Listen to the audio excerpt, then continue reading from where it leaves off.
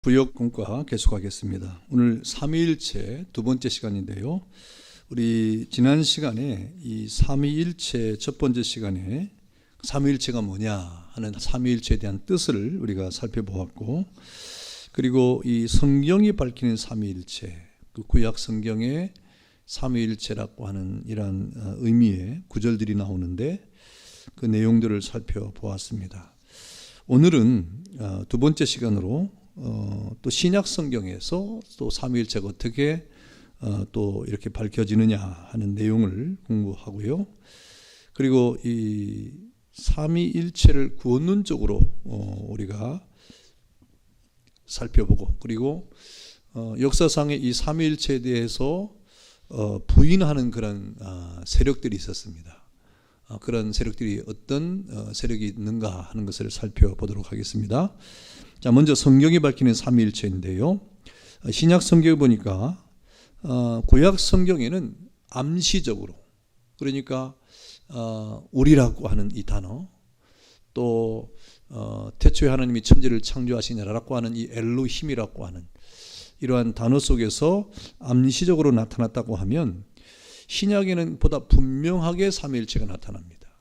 그래서 구약은 뭔가 암시적이고 감춰져 있고 또 은연 중에 이렇게 삼위일체에 대한 그러한 사상이 나타났다고 하면, 신약에는 실제로 예수님이 땅에 오심으로부터 시작해가지고 삼위일체에 대한 분명한 그러한 이 교리가 신약에는 명확하게 나타나고 있는 것입니다.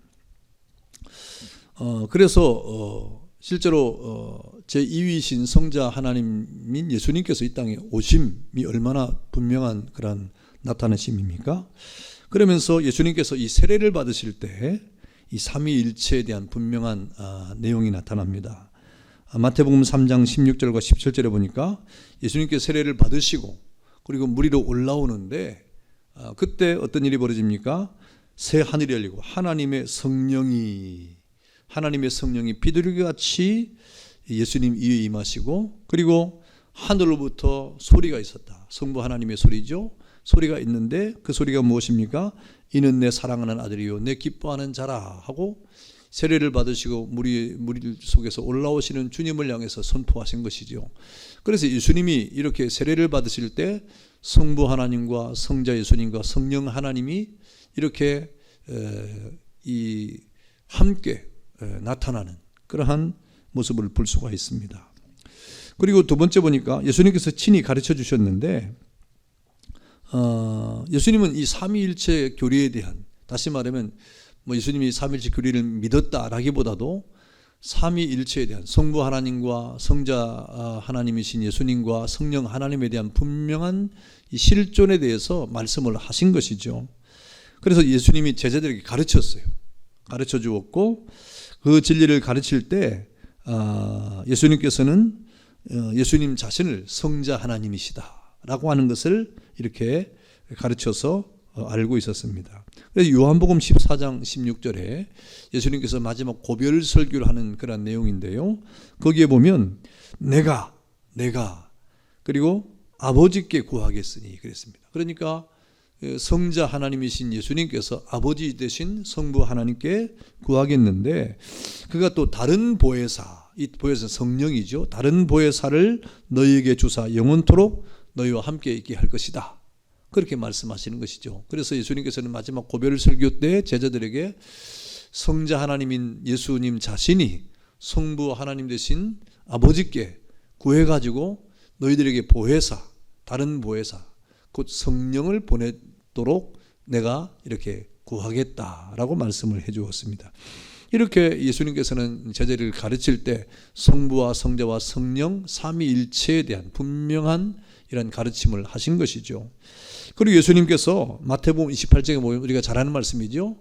마지막 제자들에게 이 명령하실 때, 복음 전파의 최후의 명령을 할 때 삼위일체가 분명히 나타납니다.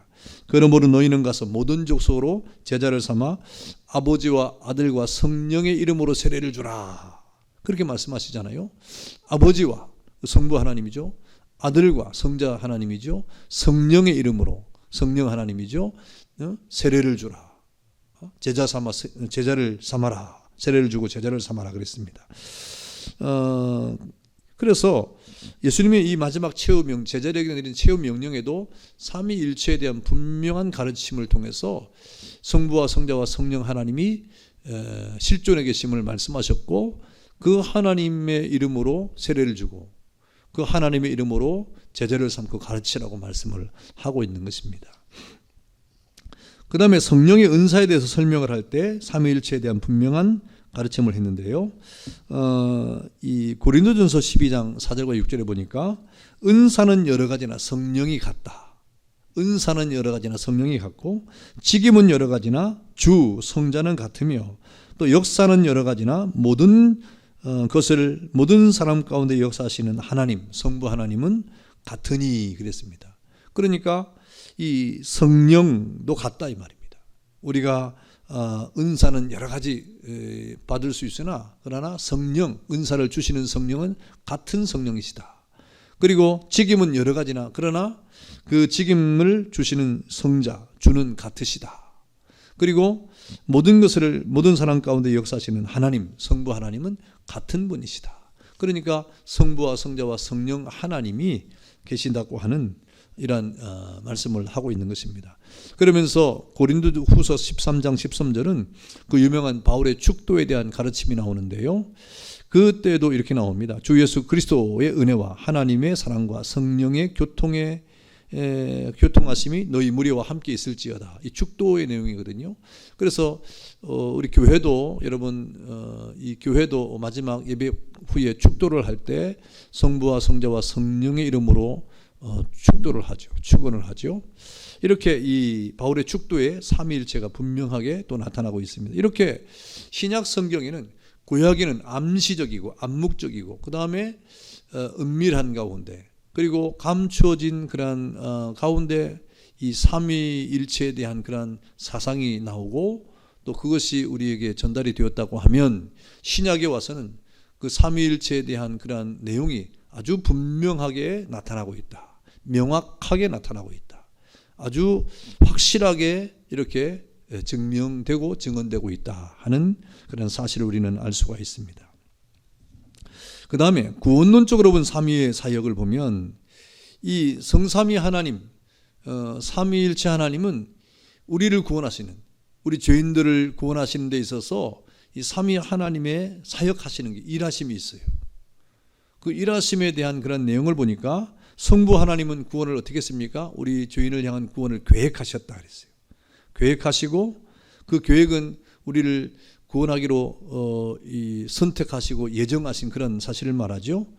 그 다음에 만물을 창조하셨죠. 하나님은, 성부 하나님 만물을 창조하셨죠. 물론 성부 하나님께서 만물을 창조하실 때 하나님 혼자 창조하신 건 아니죠. 성부 하나님 혼자가 아니라 거기에 성령 하나님과 성자 하나님이 함께 하셨습니다. 함께 하셨습니다.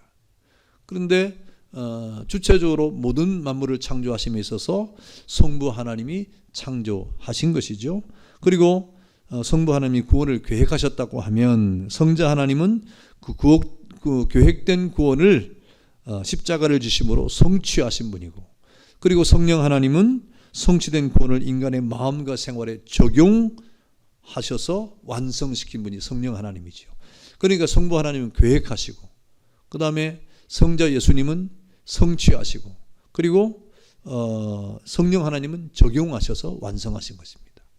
이러한 구원론적으로 볼 때 우리 인간, 죄인된 인간을 구원하는 이런 사역에 있어서 성부와 성자와 성령 하나님이 하신 일이 있다.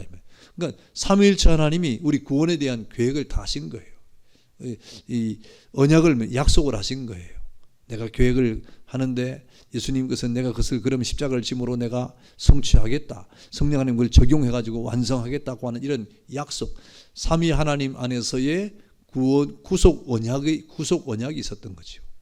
이 구속 언약이 우리 구원에 대한 근거입니다. 이런 구속 언약을 통해서 우리가 구원에 이르게 되었다 하는 것을 우리가 알 수가 있는 것입니다. 그런데 역사상에 이런 삼위일체에 대한 것을 부인하는 그러한 견해들이 있었습니다. 그런 세력들이 있었던 것이죠. 대표적으로 많이 있었지만 대표적으로 우리가 5가지만 살펴보는데요. 첫 번째는 삼신론입니다. 삼신론. 이 삼신론이라고 하는 것은 우리나라에도 이 삼신 사상이 있어요. 삼신 사상. 그래서 이 뭔가 이렇게 우리 인간의 생사화복을 주장하는 가운데 이 그 3이라는 숫자가 우리나라에 존재합니다. 3이라는 숫자가. 근데 이 삼신론이라고 하는 것은 하나님은 한 분 안에 성부와 성자와 성령이 있는 것이 아니라 이 성부와 성자와 성령이 이 따로 이렇게 존재하신다. 따로 있다 이 말이에요. 한 분 하나님이 아니라고 하는 거죠. 이 삼신론이라고 하는 것은 성부와 성자와 성령 하나님이 있는데 그러나 그 세 분의 하나님은 한 하나님이 아니라 각각 독립적으로 존재하는 그런 하나님이다 하는 주장입니다. 어떻게 보면 세 분 하나님이 계시죠. 성부 하나님이 계시고 성자 예수님이 계시고 그 다음에 성령 하나님이 계시잖아요. 그 세 분이 있는 건 맞아요. 그런데 그 세 분의 하나님이 그냥 독립적으로만 존재한다고 했을 때 우리는 한 하나님에 대한 이런 사상이 없어지는 것 아닙니까? 그러니까 받아들일 수가 없어요. 그런 세 분의 하나님이 존재하지만 삼위가 각각 존재하나 그러나 그 삼위 하나님은 하나의 한 하나님이시다. 한 분 하나님이시다. 이거 우리가 받아들이는 그런 기독교적 전통의 신관입니다. 근데 삼신론은 이 하나님은 한 분의 삼위가 있는 것이 아니라 성부와 성자와 성령이 각각 독립적 존재로 존재한다 하는 그런 견해죠. 그 잘못된 그런 견해입니다. 그 다음에 양자론, 양자. 여러분 이것은 이 양자란 말이 자신의 적자가 아니라 다른 사람을 자기 아들로 삼는 게 양자잖아요. 그런 의미입니다. 이것은 예수님 사후에 195년경에 이 데오도투스라고 하는 사람이 주장된 그런 견해입니다. 데오도투스가 주장한 그런 견해인데 예수님은 흠이 없이 산 인간이다 그랬습니다. 예수님이 신이 아니라 이 말입니다. 인간이라 이 말입니다. 인간인데 정말 예수님은 모범적인 인간이라 이 말입니다. 흠잡을 데 없는 정말 그 어디를 봐도 예수님은 흠잡을 데 없는 그런 모범된 인간이다. 그런데 그 예수님이 그렇게 모범된 흠잡을 데 없는 인간으로 살았기 때문에 나중에 하나님께서 그 예수님을 양자로 삼았다 이 말입니다. 양자로 삼았다 하는 견해입니다. 그래서 예수님은 예수님이 이 땅에 태어날 때 동정녀 마리에서 신비롭게 태어난 것은 맞다 그래요. 신비롭게 태어난 것은 맞는데 그러나 그는 역시 인간이었다는 것이죠. 근데 이 예수님께서 의로운 삶을 쭉 살아가다가 마침내 이제 흠없는 누가 봐도 의로운 사람으로 도덕적인 사람으로 살다가 세례를 받고 올라올 때 그 아까 우리 세례를 받을 때 성부와 성자와 성령 하나님이 이렇게 계셨다 그랬잖아요. 그때 하나님께서 하늘로부터 내려오는 소리가 있었는데 뭐라고 말합니까? 이는 내 사랑하는 아들이요 내 기뻐하는 자라 라고 말한 것처럼 세례 받을 때 하나님이 예수님을 온전히 인정해 가지고 하나님이 양자로 삼았다 하는 것입니다. 그러면서 그때 성령이 임했다 이 말이죠. 이렇게 예수님은 의롭게 살다가 세례를 받고 하나님의 아들로 양자가 되었고 그리고 십자가에 죽으셨고 그리고 부활하고 그리고 하나님은 그 안에서 성령을 보내서 양자로 삼았다 그랬습니다. 그러니까 예수님은 온전히 인간이었는데 의로운 인간이었다. 모범적인 인간이었다 이 말입니다. 그래서 이 양자로는요 이 예수님의 신성을 부인하면 하나님이 아니라고 말하는 거예요. 하나님이 아니고 제2위 대신 성자 하나님이라고 인정을 안 하고 그저 하나님의 양자로 이렇게 하나님이 삼았다고 이렇게 말하는 것입니다. 이것은 인본주의적인 그런 생각이죠. 인간적인 한계를 가지고 생각한 겁니다. 하나님이신 예수님께서 이 땅에 사람의 몸을 입고 오셨던 성육신 인카네이션의 그 하나님의 신비로운 이 땅에 오심을 인정하지 못하는 것이죠. 그러면서 이제 예수님이 사람이었는데 온전하고 모범적이고 의로운 사람으로 이렇게 누가 봐도 그렇게 살았으니까 하나님이 그를 인정함으로 양자를 삼았다. 그래서 성령의 임재가 있었고, 그리고 하나님이 뜻대로 십자가를 지고 부활해가지고 이렇게 하나님이 그를 영광스럽게 영접을 했다, 이렇게 얘기를 하는 것인데, 이 양자로는 잘못된 견해입니다. 이것은 하나님의 예수님의 신성을 부인하고 인성을 강조하는데, 뭐 그 인성을 강조하면서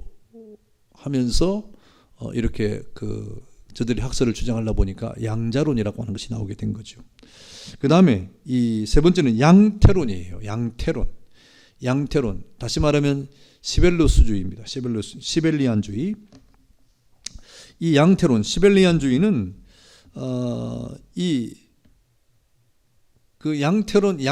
양태론이란 말이 이렇게 여러 가지 모양으로 변한다는 말이에요. 다시 말하면 얼음이 있는데 얼음은 고체잖아요. 그 다음에 얼음이 녹으면 물이 되잖아요. 물은 액체잖아요. 그러면 물을 더 이 연료를 가하면 또 이게 수증기가 되잖아요. 기체가 되잖아요. 그러니까 고체와 액체와 기체인데, 이것이 이 물이 이렇게 얼으면 얼음이 되고, 또 그 물이 열을 가하면 기체가 되는 것처럼 하나인데 여러 가지 모양, 양태를 띠고 나타났다 하는 것이 양태론입니다. 그 시벨리안주의인데, 그러니까 하나님은 한 분인데 세 가지 모양으로 나타났다는 거예요. 그래서 마치 이 고체와 액체와 기체의 관계처럼, 얼음과 물과 기체, 수증기의 관계처럼 이 삼위일체 하나님이라고 하는 것은 각각의 독립된 인격을 가지고 계신 세 분의 하나님이 한 하나님이라고 하는 말이 아니라, 그들은 성부 하나님의 존재만을 인정합니다. 성부 하나님의 존재를 인정하고 나머지 성자 예수님은 다른 모양으로 나타났다는 거예요. 성부 하나님이 성자의 모습으로 나타났고, 성부 하나님이 성령 하나님의 모습으로 나타났다 하는 것이 이제 이 양태론입니다. 이게 시벨리안주의인데, 여러분, 우리가 이 세상에 살아갈 동안에 집에 가면 집에 있으면 아버지라 부름을 받고, 또 직장에 가면 직책이 있잖아요. 사장님이라고 하든지 뭐 과장님이라고 하든지 자기 직책이 있잖아요. 그리고 또 부부 관계는 남편이라고 하는 호칭이 있는 거죠. 한 사람인데 호칭이 다른 거죠. 한 사람인데 다른 모양으로 이렇게 살아가는 거죠. 아버지로 살아가고, 또 직장에서는 직장인으로 살아가고, 집에서는 또 부부에서는 남편으로 살아가고, 이런 것처럼 하나인데 여러 가지 모양으로 나타난다. 이게 양태론이에요. 그래서 이 하나님도 성부 하나님의 존재만 인정하고, 그 하나님이 성자 예수님으로, 성령 하나님으로 이렇게 다른 모양으로 나타났다, 이런 주장을 하는 것이 양태론, 시벨리안주의인데, 이건 이단으로 정죄를 받았습니다. 그래서 우리가 이런 양태론적 설명을 하면 이해는 쉬워요. 그러나 그는 잘못된 겁니다. 왜냐하면 성부와 성자와 성령 하나님은 각각의 독립된 인격을 가지고 계신 분이기 때문에, 한 하나님인데 다른 모양으로 나타나는 게 아니라 각각의 독립된 인격, 위격을 가지고 계신 분인데 한 하나님이라고 하는 그런 사실을 우리가 간과해서는 안 되는 것입니다. 그다음에 네 번째는 아리안주의인데요. 이 아리안주의는 아리우스에서 주장된 거예요. 아리우스에서 의해서 주장된 것인데, 성부 하나님께서 성자와 성령을 창조했다고. 그러니까 성자 예수님과 성령 하나님은 피조물이라는 것이죠. 성부 하나님만 이 창조주시고, 예수님은, 그리고 성령님은 피조물이라고 하는 것입니다. 그래서 이 아리우스가 주장하는 것은 뭐냐면, 오직 성부 하나님만 태초부터 존재했다는 거예요. 근데 여러분, 우리가 구약의 말씀을 통해서도 우리가 보았던 것처럼 이 태초부터 이 엘로힘이라고 하는 단어를 통해서 성부와 성자와 성령 하나님이 계셨음을 우리가 이렇게 보았지 않습니까? 그런데 오늘 이 아리우스는 태초부터 존재하는 영원하신 하나님만 인정하고, 성자와 성령은 이 세상에 존재하기 전에, 모든 만물이 창조되기 이전에 성자 하나님과 또 성령 하나님은 피조물로 지음을 받았다. 피조물로 지음을 받고 거룩한 존재로 사람보다는 더 완벽한 신적인 속성을 가지고 소유하게 되었다, 이렇게 말하고 있는 것입니다. 여러분 이런 견해는 정말 잘못된 견해죠. 인본주의적인 그런 견해죠. 성경에 어디 한 곳에도 성자 예수님이나 성령 하나님 피조되었다고 한 말을 우리 한 적이 하나도 없습니다. 그렇게 가르치지 않습니다. 우리여 성자와 성령 하나님이 모든 만물을 창조하는데, 그리고 우리를 구원하시는데, 그런데 모두가 다 주체적이고 주도적인 역할을 하셨다고 성경은 가르치고 있지, 이 성자 예수님이나 성령 하나님이 성부 하나님으로부터 피조되었다고 하는, 창조되었다고 하는 그런 뉘앙스나 그런 가르침을 성경은 한 번도 하지 않고 있습니다. 그런데 아리안주의, 이 아리우스에서 주장된 이러한 이 견해는 정말 잘못된 그런 견해이죠. 근데 모나키아즘이라고 하는 것인데, 이게 뭐냐면 이것은 이 군주신론인데, 이거는 이 그리스도와 성령은 어떤 하나님의 속성 중에 하나다. 속성 중에 하나라고 할 말이. 다시 말하면 예수님이나 이 성령님은 하나님의 능력 가운데 하나다 이 말이에요. 능력 가운데 하나다 이 말입니다. 다시 말하면 예수님은 한 인간에 불과했다는 거죠. 한 인간에 불과했는데 세례를 받을 때 하나님이 특별히 그에게 에너지를 부어 주었다. 그게 이제 성령이죠. 그래서 이게 양자론이나 뭐 이런 지금 이단의 어떤 흐름은 다 비슷해요. 그런데 좀 강조하는 점이 좀 다른데, 이 모나키즘은 이 성자나 성령은 성부 하나님의 에너지, 힘, 능력 가운데 하나다, 이렇게 치부를 하고 있는 것입니다. 그래서 특별한 에너지를 부어주었는데 그 특별한 에너지, 이게 신성입니다. 신성. 그 예수님의 신성이에요. 그 성령의 어떤 능력이죠. 근데 십자가에 죽으실 때 그 신성, 능력을 하나님 앞에 제물로 바쳤다라고 주장을 하고 있습니다.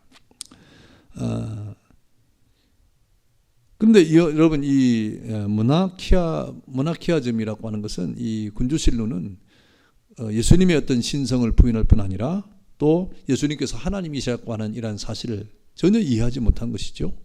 그래서 여러분, 우리가 신앙을 한다고 할 때, 우리가 믿음이 뭐냐고 할 때, 여러분, 이해를 함으로 그 다음에 믿음이 생기는 것이냐, 아니면 믿을 때 이해가 되는 것이냐, 어느 것입니까? 전자입니까? 후자입니까? 여러분, 이해가 돼야 그 다음에 믿음이 생기는 것이냐, 아니면 믿어질 때 이해가 되는 것이냐? 저는 후자입니다. 제가 아무리 생각하고 아무리 그동안의 경험을 비춰볼 때 믿음이 생기니까요, 그 다음에 삼위일체 하나님의 교리가 이해가 되고, 예수님의 신성과 인성이 완전하다고 하는 것을 이해가 되고, 예수님이 하나님의 아들로 이 땅에 오셨다는 것이 이해가 되는 거예요. 그 이해가 되는 것을 다 설명할 수는 없으나, 완전한 설명은 될 수 없으나, 그 믿으니까 모든 것이 이해가 돼요. 하나님이 만물을, 태초에 하나님이 만물을, 천지를 창조했다, 믿으니까 그 이해가 되는 거예요. 근데 그것을 이해부터 하려고 하니까 믿음이 안 생기는 거죠. 여러분, 이 모나키즘이나 이런 삼위일체를 부인하는 잘못된 견해들의 어떤 특징이 뭐냐, 뭔가 이 삼위일체 하나님에 대한 교리를 이해하려고 하면 이해가 안 되는 거예요. 그러니까 자신의 나름대로 인본주의적인 설명과 주장을 하게 된 것이고, 이게 잘못된 견해로 흘러가 버리고 마는 것이죠. 그래서 이 신앙이라고 하는 것은 믿음을 먼저 가져요. 믿어야 됩니다. 믿음이 있을 때 바로 이해가 되는 거죠. 네. 자, 이러한 잘못된 견해들을 우리가 살펴보았고요. 내용 연구를 한번 보겠습니다. 자, 내용 연구. 신약 성경에 예수님에 대한 이러한 내용이 많이 나오는데, 신약 성경에서 삼위일체에 대해 말하는 구절들을 적어봅시다 그랬습니다. 우리 앞서 설명을 했죠. 예수님께서 세례를 받으실 때, 예수님이 친히 제자들에게 가르칠 때, 그 다음에 성령의 은사를 설명할 때, 예수님의 최후 명령을 또 나타낼 때, 바울의 축도에 삼위일체에 대한 성경 구절이 이렇게 나타나고 있습니다. 예, 여러분, 그 구절들을 이렇게 적어보면 되는 거예요. 자, 마태복음 3장 16절 17절에 뭐라 그랬습니까? 예수님이 세례를 받을 때, 세례를 받고 물 위로 올라오니까 하늘이 열리고 하나님의 성령이 비둘기같이 내려 자기 위에 임함을 보더니 하늘로서 소리가 있어 말씀하시되, 이는 내 사랑하는 아들이요 내 기뻐하는 자라 라고 하는 것이죠. 그 다음에 예수님이 친히 가르친 삼위일체인데요, 요한복음 14장 16절입니다. 뭐라고 하셨죠? 내가 아버지께 구하겠으니 또 다른 보혜사를 너희에게 주사 영원토록 너희와 함께 있게 하시리니 그랬습니다. 그럼 예수님의 최후 명령에 마태복음 28장 19절 그러므로 너희는 가서 모든 족속으로 제자를 삼아 아버지와 아들과 성령의 이름으로 세례를 주라 그랬습니다. 그 다음에 성령의 은사를 설명할 때 은사는 여러 가지나 성령은 같고 직임은 여러 가지나 또 주는 같고 역사는 여러 가지나 모든 것을 모든 사람 가운데 세우시는 하나님의 역사는 다 같다 그랬습니다. 그 다음에 바울의 축도에 주 예수 그리스도의 은혜와 하나님의 사랑과 그리고 성령의 교통하심이 너희 무리와 함께 있을지어다라고 하는 이 축도에도 분명히 나타나고 있습니다. 자, 구원론적 입장에서 본 삼위의 역사, 사역에 대한 설명인데 괄호안을 채우십시오. 보기에서 골라 넣는 거죠. 보기에서 골라 넣으면 넣으십시오 그랬습니다. 자, 한번 보기를 보시고 그 문장을 완성해 보면 되겠습니다. 성부 하나님은 구원을 어떻게 하죠? 계획 3번입니다. 그 다음에 만물을 창조 1번이죠. 그 다음에 성자 하나님은 계획된 구원을 십자가를 주심으로 어떻게 했습니까? 성취하셨죠. 4번. 그리고 성령 하나님은 성취된 구원을 인간의 마음과 생활에 적용 2번이죠. 적용시켜 완성했다. 그러면 되겠습니다. 자, 그 다음에 3번. 삼일체 부인하는 잘못된 견해에 대한 그런 내용들을 이렇게 보고 보기에서 맞는 것을 골라서 이렇게 연결하는 것입니다. 자, 1번 성부께서 성자와 성령을 창조하셨다 라고 이렇게 주장하는 그런 견해가 뭡니까? 성부께서 성자와 성령을 창조하셨다. 아리안주의죠. 그러니까 3번이 되겠습니다. 그 다음에 하나님이 세 가지 모습으로 나타나신 것이다. 하나님이 세 가지 모습으로 나타나신 것이다. 그 모양의 변화를 말하는 것이죠. 그러니까 양태론 4번이 되겠습니다. 그 다음에 하나님은 세 분이시다. 각각의 독립된 존재로서 존재하시고 한 하나님은 아니라는 것이죠. 세 분 하나님으로 존재한다 라고 하는 것인데 이것이 무엇입니까? 삼신론 2번이 되겠습니다. 그 다음에 예수는 흠없이 산 인간으로서 하나님의 양자가 되었다. 이건 양자론이죠. 1번 양자론이죠. 그 다음에 그리스도나 성령은 하나님의 능력, 에너지일 뿐 하나님은 아니다. 그랬습니다.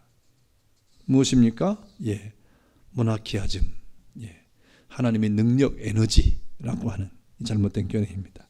이렇게 잘못된 이러한 견해들이 이 역사상에 존재했는데 지금도 이러한 잘못된 견해 속에서 빠져나오지 못하고 잘못된 판단을 하는 그런 무리들이 많이 있습니다. 여러분, 그래서 늘 우리가 믿음 위에 서 있을 때 성경이 가르치는 대로 그 다음에 전동적 신앙 위에 서는 것이 참 얼마나 중요한가 하는 것을 깨닫는데요. 우리가 삼위일체에 대한 교리를 지난 시간과 이번 시간에 두 차례 거쳐서 이렇게 공부를 했습니다. 물론 더 많은 설명이 필요하지만 우리가 이런 설명을 통해서 삼위일체가 이러한 내용이구나. 또 이런 성경에 이렇게 삼일체가 주장되고 있구나. 성경에서 이런 삼일체를 말씀하고 있구나. 그리고 구원론에 있어서 이렇게 우리 죄인들을 구원하는 일에 이 삼위 하나님께서 다 이렇게 함께 하셨구나. 그리고 이 삼일체에 대한 바르게 이해하지 못하고 믿지 못하는 그런 무리들도 있었구나 하는 사실을 여러분 잘 깨닫고 또 여러분은 그 삼일체의 교리에 대한 분명한 확신을 가지고 이 땅을 살아가는 은혜가 있기를 바랍니다. 감사합니다.